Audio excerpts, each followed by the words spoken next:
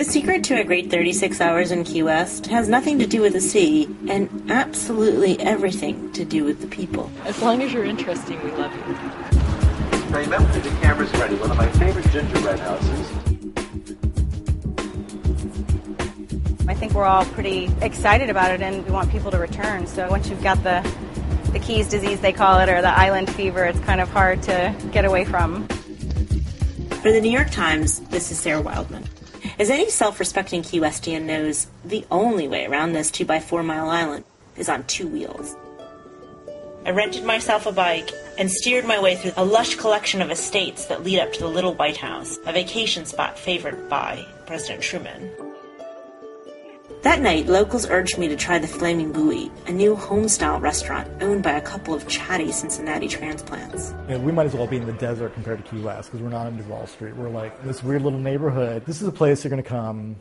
You're going to eat stuff that we would have cooked at our house, and you're going to meet our friends, or you're going to meet new friends. And I love that about this place. I love that people like meet here.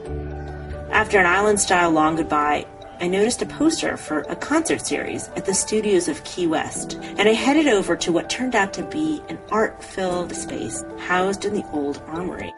The arts community has a real rich history in Key West. I think there is something about the climate here that inspires people. You know, the light and the beauty and the water. We believe that, the studios is a great place to start. I'm a piece of work, I'm iron and lace. Shine right up there in your face. There I caught the second half of a concert by folky Will Kimbrough, and I tried to buy some art from a vending machine.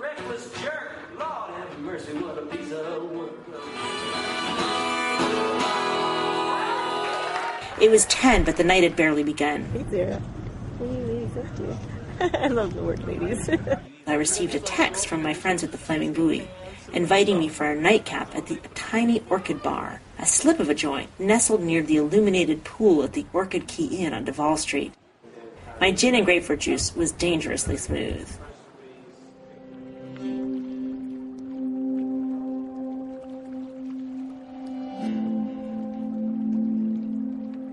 Good morning. The next morning, I joined Key West's earliest risers to greet the sun. Here comes the sun. Open the chest, let the shoulders relax back. And then I followed their leader to an invigorating yoga class on the beach at Fort Zachary Taylor State Park.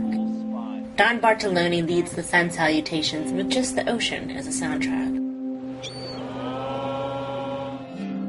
Then it was time for brunch. At Sarah Bass, the Florida outpost of the Manhattan restaurant, I discovered a group of women who jokingly called themselves the Real Housewives of Key West. She was very famous. She was a CNN correspondent. They were filled with tips, especially for spots to shop. Any stores you guys particularly like?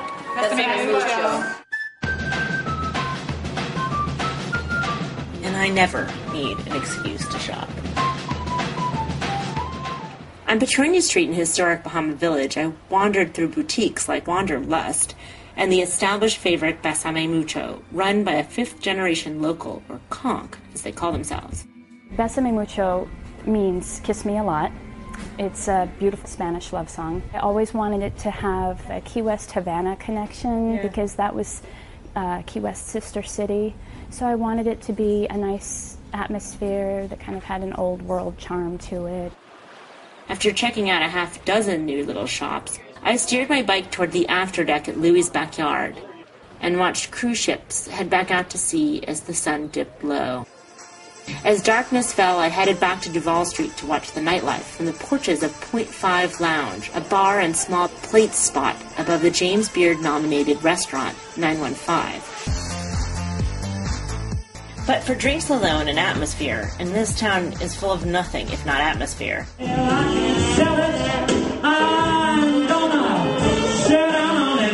I checked out La Tida, where the gregarious Randy Roberts does a 1-hour drag cabaret act.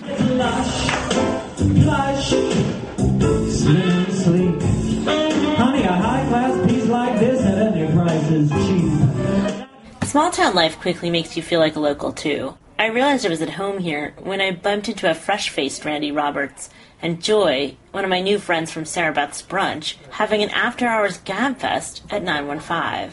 I love the You got the item. Which turned into a dance party, which went well into the wee hours. The ever-present roosters of Key West made sure I made the most of my last few hours here. I started with breakfast at Le Crêperie, a French cafe featuring sweet and savory treats.